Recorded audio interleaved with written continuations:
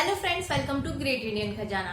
आज अपने वीडियो में मैं आप लोगों को केनरा बैंक की नेट बैंकिंग में कैसे रजिस्ट्रेशन किया जाए उसके बारे में बताने जा रही हूँ। अगर आप लोगों का केनरा बैंक में न्यू अकाउंट ओपन हुआ है या फिर आपका पहले से अकाउंट है लेकिन आपने अभी तक नेट बैंकिंग का इस्तेमाल नहीं किया है, तो आप कैसे घर बैठे नेट बैंकिंग में रजिस्ट्रेशन करके नेट बैंकिंग का इस्तेमाल कर सकते हैं उसके बारे में मैं आज आपको पूरी डिटेल में बताऊंगी। नेट बैंकिंग में रजिस्ट्रेशन करने के लिए आपको अपने बैंक अकाउंट से जुड़ी हुई 4 डिटेल मालूम होना कंपलसरी है, तभी आप उसमें रजिस्ट्रेशन कर सकते हैं। एक तो आपका बैंक अकाउंट नंबर, दूसरा आपका बैंक का कस्टमर आईडी, ये दोनों ही डिटेल आपको बैंक पासबुक से मिल जाएगा। तीसरा आपका रजिस्टर्ड मोबाइल नंबर जो आपका बैंक के साथ लिंक होना चाहिए, और फोर्थ आपका एटीएम या डेबिट कार्ड नंबर। सबसे पहले तो हम केनरा बैंक की ऑफिशियल वेबसाइट पर जाते हैं, जिसका लिंक ये आपके सामने दिया हुआ है canarabank.com।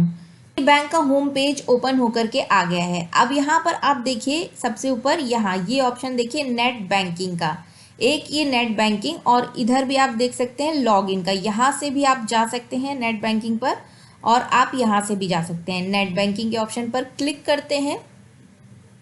अब आप यहाँ पर देखिए 3 ऑप्शन दिख रहे हैं, एक तो net banking e Syndicate, net banking retail, net banking desktop site.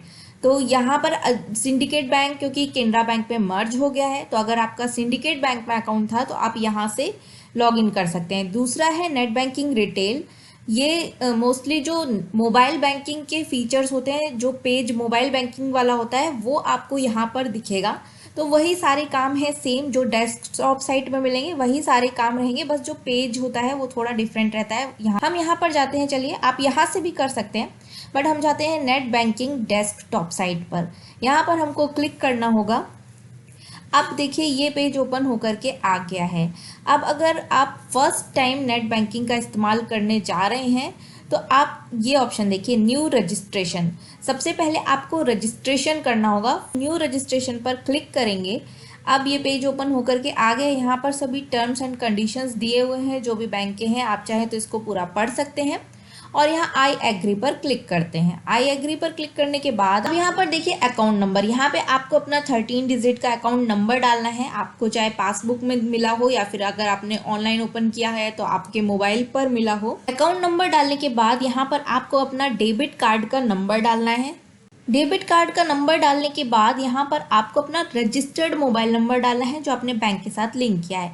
यहाँ पर ये कंट्री कोड ऑटोमेटिक आएगा। इंडिया का कंट्री कोड +91 होता है जो ऑटोमेटिक आ रहा है। यहाँ पर आप देखिए, यहाँ पर आपको 3 चीज़ें में से कोई भी एक चीज़ आप डाल सकते हैं। आपका कस्टमर आईडी आपके बैंक पासबुक में रहता है, या फिर ऑनलाइन ओपन करेंगे तो वहाँ पर भी आपको मिल गया होगा कस्टमर आईडी, या फिर आपने जो भी लास्ट 5 ट्रांजैक्शन किए हैं डेबिट ट्रांजैक्शन, उसमें से कोई एक ट्रांजैक्शन, या फिर आपने लास्ट 5 क्रेडिट ट्रांजैक्शन मतलब पैसे जमा हुए आपके अकाउंट में, उनमें से कोई एक ट्रांजैक्शन। तीनों में से कोई एक ही कॉलम भरेंगे तो भी हमारा काम चलेगा। तो मैंने कस्टमर आईडी डाल दी है, बाकी दोनों मैंने डेबिट ट्रांजैक्शन क्रेडिट ट्रांजैक्शन को छोड़ दिया है। अब यहाँ पर देखिए तो आई एग्री करना है। एग्री करके आगे बढ़ते हैं। अब यहाँ पर आपके रजिस्टर्ड मोबाइल नंबर पर एक OTP आएगा, वो OTP आपको यहाँ पर डालना होगा। यहाँ पर आपको OTP को फिर से री एंटर करना है। OTP डालने के बाद सबमिट पर क्लिक करते हैं। आप देखिए ये पेज ओपन होकर के आया, create your login password. Login password वो पासवर्ड होगा जब भी आप नेट बैंकिंग में लॉगिन करेंगे, एंट्री करेंगे, तभी आपको लॉगिन पासवर्ड डालना होगा। तो लॉगिन पासवर्ड क्रिएट करने के कुछ रूल्स होते हैं जिन्हें आपको फॉलो करना जरूरी है। एक पासवर्ड का कॉम्बिनेशन होता है जो नीचे देखिए यहाँ पर दिया हुआ है, और इसे आपको ध्यान से पढ़ना और समझना जरूरी है। अगर आप इसे फॉलो नहीं करेंगे तो आप पासवर्ड क्रिएट नहीं कर पाएंगे। आप जो भी पासवर्ड बनाएंगे तो वो सिस्टम लेगा नहीं, फिर आप बोलेंगे कि पासवर्ड हमारा क्रिएट नहीं हो रहा। पहला तो आपका जो पासवर्ड होगा वो मिनिमम 8 कैरेक्टर्स का होना चाहिए। कम से कम उसमें 8 कैरेक्टर्स तो होने ही चाहिए, और मैक्सिमम 12 कैरेक्टर्स। 12 कैरेक्टर्स से ज़्यादा का पासवर्ड एक्सेप्ट नहीं करेगा। और अब इसमें पासवर्ड जो आप बनाएंगे उसमें कम से कम एक लोअर केस अल्फ़ाबेट होना चाहिए। जैसे एक अपर केस आपको लिखना होगा, जैसे कैप्स लॉक दबा के अगर जो अपर केस एक अल्फ़ाबेट आपको जरूर लेना है। एक स्पेशल कैरेक्टर लेना होगा पासवर्ड का। स्पेशल कैरेक्टर, ठीक है। तो अल्फाबेट में तो आप समझ लीजिए जो ABCDEFG होती है, तो A to Z आप कोई भी अल्फाबेट ले सकते हैं, एक लोअर केस एक अपर केस। न्यूमेरिक कैरेक्टर्स में आपका जो 1 2 3 4 नंबर्स होते हैं वो आपको यहाँ पर एटलीस्ट एक तो नंबर लेना ही लेना है। और स्पेशल कैरेक्टर में आप ये देखिए यहाँ पर दिए हुए हैं कौन कौन से स्पेशल कैरेक्टर आप ले सकते हैं। ये @ का सिंबल है और ये बाकी जो भी एस्ट्रिक, हैश, क्वेश्चन मार्क, इनमें से कोई सा एक सिंबल आपको इस्तेमाल करना ही करना है। इन चीज़ों को ध्यान में रखकर ही आपको लॉगिन पासवर्ड क्रिएट करना है, ये कॉम्बिनेशन आपको बनाकर रखना है। तो चलिए यहाँ पर अपना लॉगिन पासवर्ड क्रिएट कर लेते हैं। अब एक चीज़ और ध्यान से देखिए, ये आपका वर्चुअल कीबोर्ड दिया हुआ है। वर्चुअल कीबोर्ड मतलब जो अगर आप लैपटॉप से क्रिएट कर रहे हैं तो जो कीबोर्ड लैपटॉप पे दिया हुआ है उसके अलावा आप इस कीबोर्ड को भी यूज़ कर सकते हैं। यहाँ पर माउस से क्लिक करके आप यूज़ कर सकते हैं।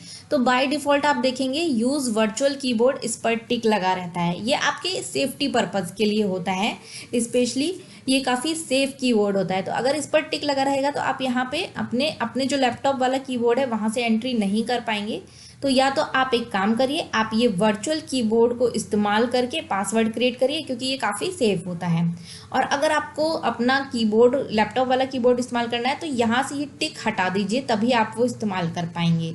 तो इस चीज़ का ध्यान रखिएगा। देखिए यहाँ पर मैसेज भी आ गया है कि ये आपके सेफ्टी पर्पज़ के लिए है, इसलिए बोला जा रहा है। लेकिन अगर आपको हटाना है तो आप यहाँ पे हटा सकते हैं, ठीक है। तो अब मैंने इसको हटा दिया, अब मैं यहाँ पे एंट्री कर पाऊंगी।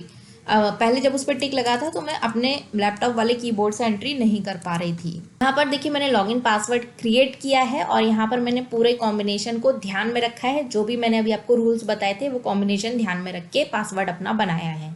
अब इसी पासवर्ड को फिर से हमें री एंटर करना है, जिससे कंफर्म हो जाए एक बार पासवर्ड। इसके बाद सबमिट पर क्लिक करते हैं। अब देखिए यहाँ पर मैसेज आया है, you have successfully registered for net banking, user ID is this. यहाँ पर यूज़र ID बता दिया है।